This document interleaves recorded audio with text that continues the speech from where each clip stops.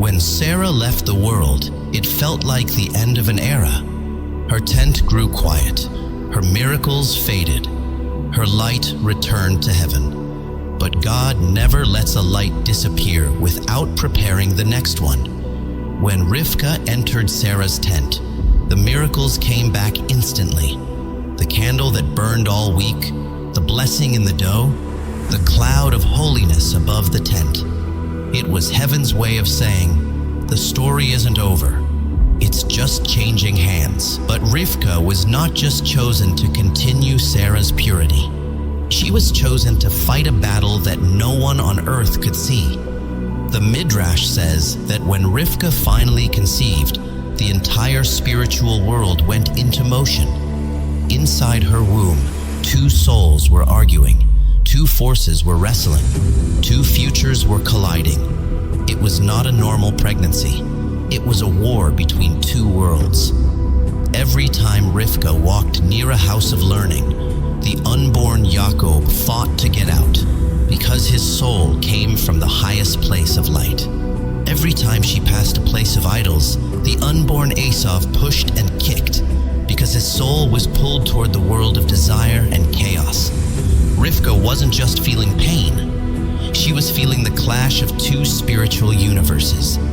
The Zohar says Yaakov and Esav were fighting for the right to enter the world first, because the firstborn carries spiritual power. Whoever came out first would shape history. Days passed, weeks passed. The pain became unbearable.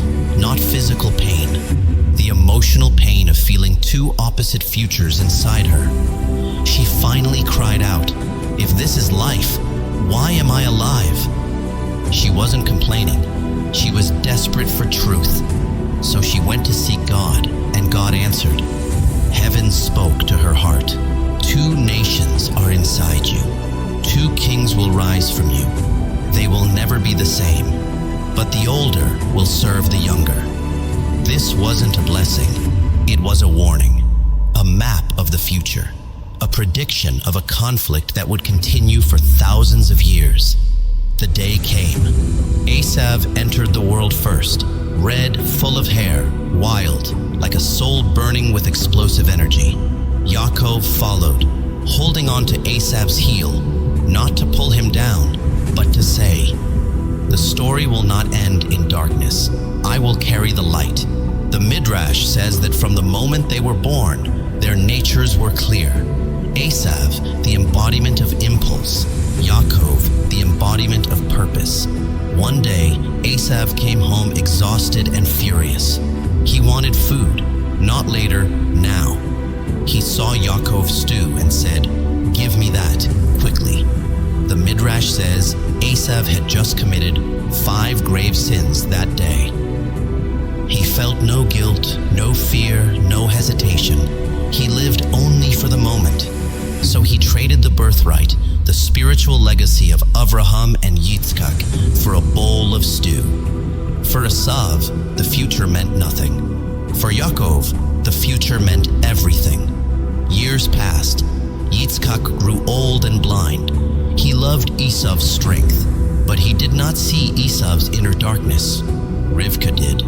She saw everything Sarah had once seen, because her soul inherited Sarah's vision.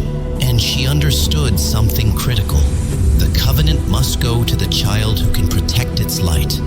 That child was Yaakov. So she guided Yaakov to receive the blessing, not through deception, but through destiny. The blessing of Avraham passed that night into the hands of the one who could carry it through exile, war, suffering, and history. Toldot is not about two brothers. It's about the war inside every human heart, inside each of us. Is an Esav who wants now comfort, appetite, and a Yaakov who wants meaning, truth, and purpose. Every day, these two voices wrestle inside us, just as they wrestled inside Rivka.